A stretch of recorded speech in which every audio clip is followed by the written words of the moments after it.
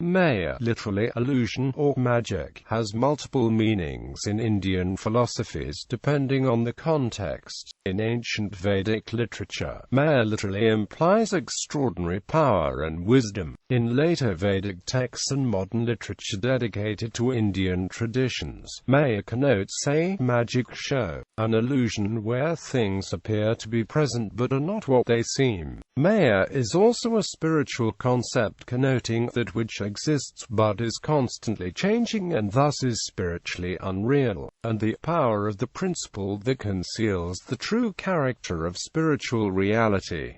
In Buddhism, Māyā is the name of Gautama Buddha's mother. In Hinduism, Māyā is also an epithet for goddess, and the name of a manifestation of Lakshmi, the goddess of wealth, prosperity and love. Māyā is also a name for girls.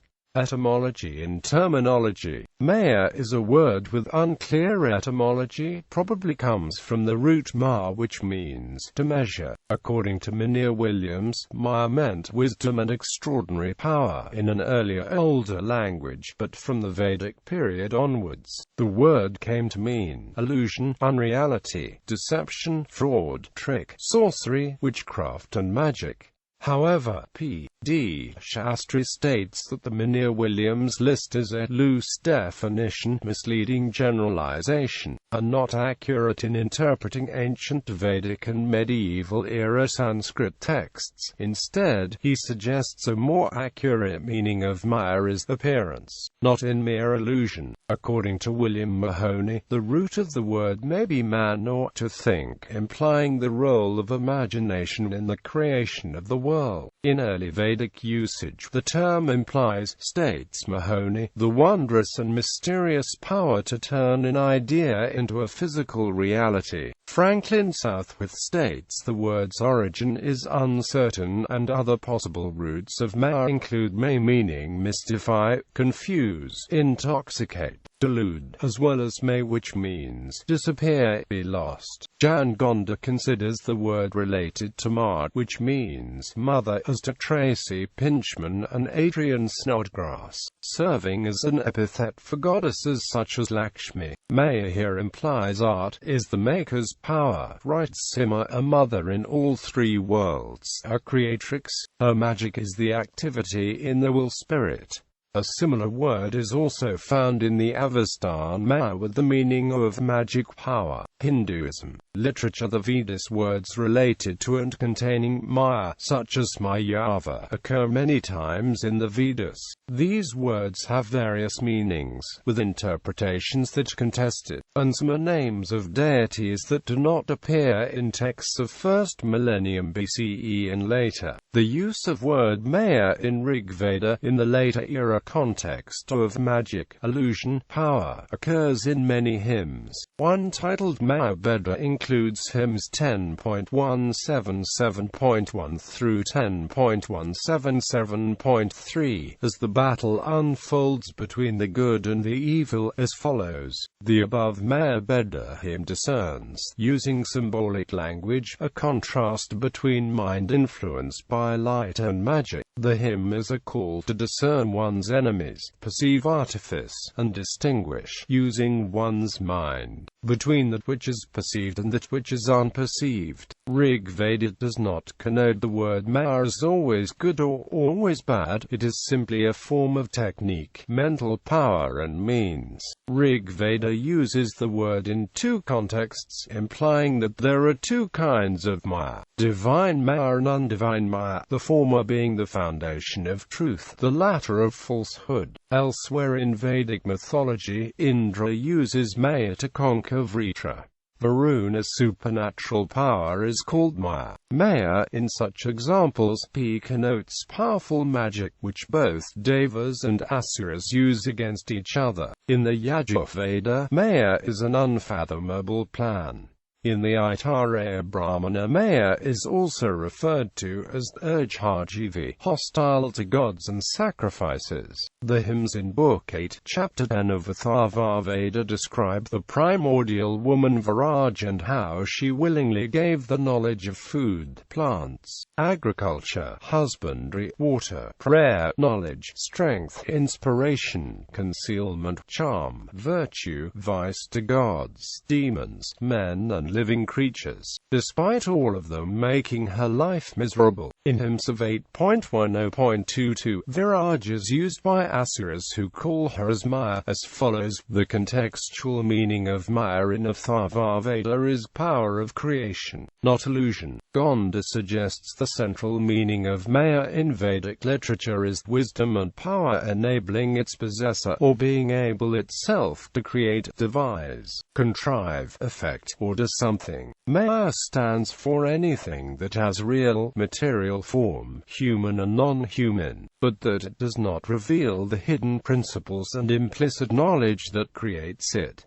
An illustrative example of this in Rig Veda 7, 104.24 and Atharva Veda 8, 4.24, where Indra is invoked against the Māyā of sorcerers appearing in the illusory form, like a fata morgana, of animals to trick a person. The Upanishads describe the universe and the human experience as an interplay of Purusha and Prakriti. The former manifests itself as Atman, and the latter as Māyā. The Upanishads refer to the knowledge of Atman as true knowledge, and the knowledge of Māyā as not true knowledge. Brihadaranyaka Upanishad states Ben-Ami Shafstein describes Māyā as the tendency to imagine something where it does not exist, for example, Atman with the body. To the Upanishads, knowledge includes empirical knowledge and spiritual knowledge. Complete knowing necessarily includes understanding the hidden principles that work, the realization of the soul of things. Hendrik Vroom explains, the term Māyā has been translated as illusion, but then it does not concern normal illusion. Here, illusion does not mean that the world is not real and simply a figment of the human imagination. Māyā means that the world is not as it seems. The world that one experiences is misleading as far as its true nature is concerned. Lynn Falston states, the world is both real and unreal because it exists but is not what it appears to be. Quote, according to Wendy Doniger, to say that the universe is an illusion is not to say that it is unreal, it is to say, instead, that it is not what it seems to be, that it is something constantly being made. Māyā not only deceives people about the things they think they know, more basically, it limits the knowledge. Māyā pre-exists and coexists with Brahman, the ultimate principle, consciousness. Māyā is perceived reality, one that does not reveal the hidden principles, the true reality. Māyā is unconscious, Atman is conscious. Māyā is the literal, Brahman is the figurative upadana, the principle, the cause. Māyā is born, changes, evolves, dies with time, from circumstances, due to invisible principles of nature, state the Upanishads. Atman Brahman is eternal, unchanging, invisible principle, unaffected, absolute and resplendent consciousness. Māyā concept in the Upanishads states Archibald Goff Bulsh, the indifferent aggregate of all the possibilities of emanatory or derived existences, pre-existing with Brahman, just like the possibility of a future tree pre-exists in the seed of the tree. The concept of Māyā appears in numerous Upanishads. The verses 4.9 to 4.10 of Svetasvatara Upanishad is the eldest explicit occurrence of the idea that Brahman is the hidden reality. Nature is magic. Brahman is the magician. Human beings are infatuated with the magic and thus they create bondage to illusions and delusions. And for freedom and liberation one must seek true insights and correct knowledge of the principles behind the hidden magic. Gaudapada in his Karika on Mandukya Upanishad explains the interplay of Atman and Maya as follows. Sarvasara Upanishad refers to two concepts, Mithya and Maya. It defines Mithya as illusion and calls it one of three kinds of substances, along with Satana Sat. Maya Sarvasara Upanishad defines as all what is not Atman.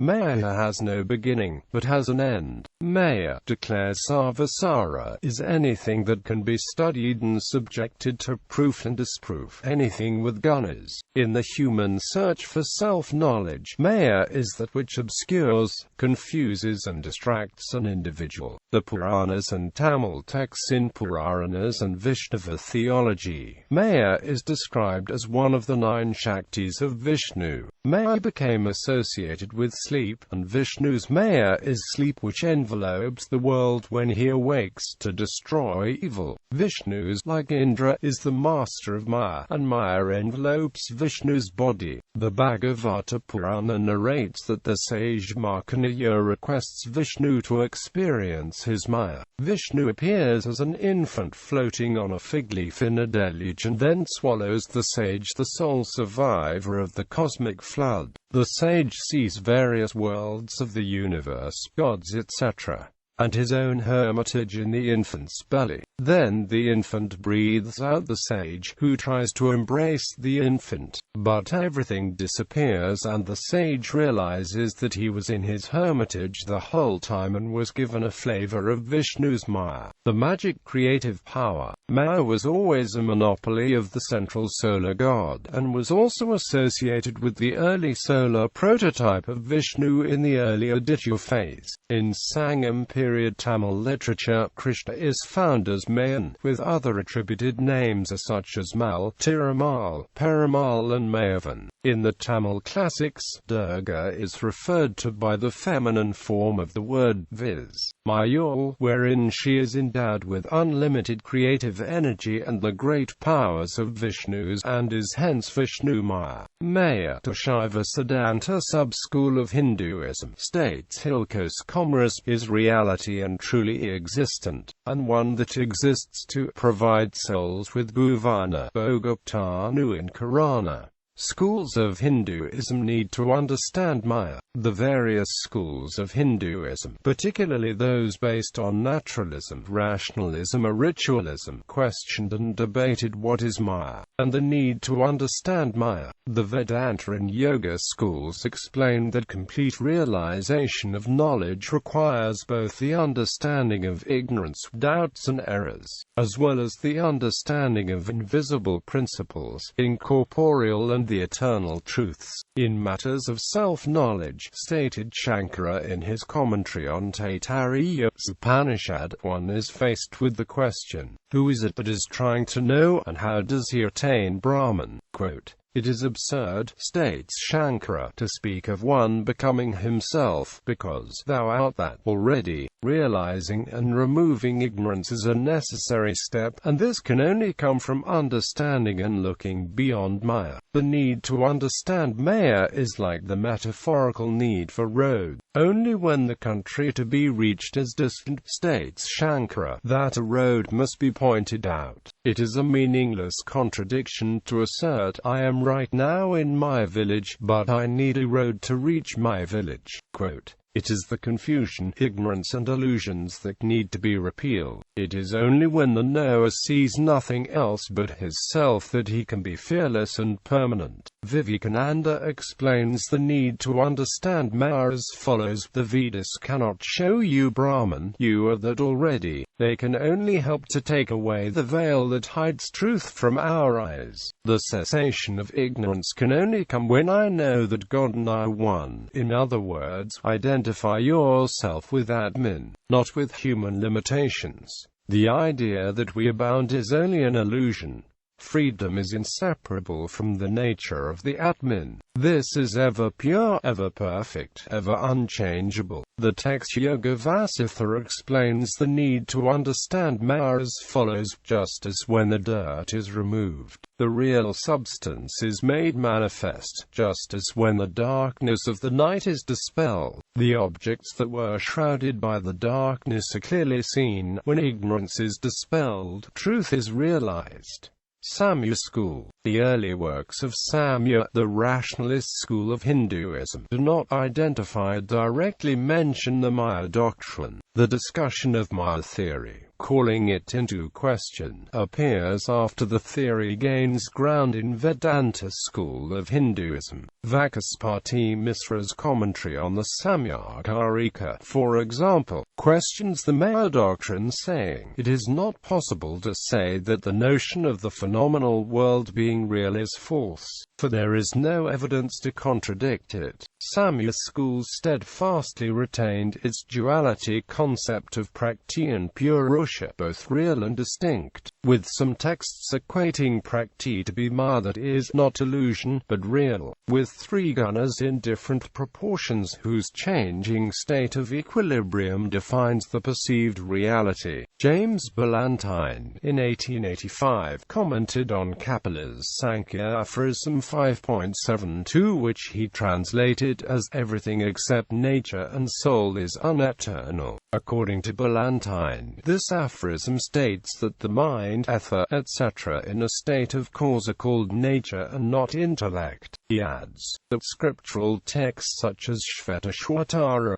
Upanishad to be stating he should know illusion to be nature and him in whom is illusion to be the great Lord, and the world to be pervaded by portions of him. Since soul and nature are also made up of parts, they must be uneternal. However, acknowledges Ballantyne, Edward Goff translates the same verse in Shvetashvatara, Upanishad differently. Let the sage know that Prakriti is Māyā and that Maheshwara is the main, or arch-illusionist. All this shifting world is filled with portions of him. In continuation of the Samkhya and Upanishadic view, in the Bhagavata philosophy, Māyā has been described as that which appears even when there is no object, like silver in a shell, and which does not appear in the Atman, with Māyā described as the power that creates, maintains and destroys the universe.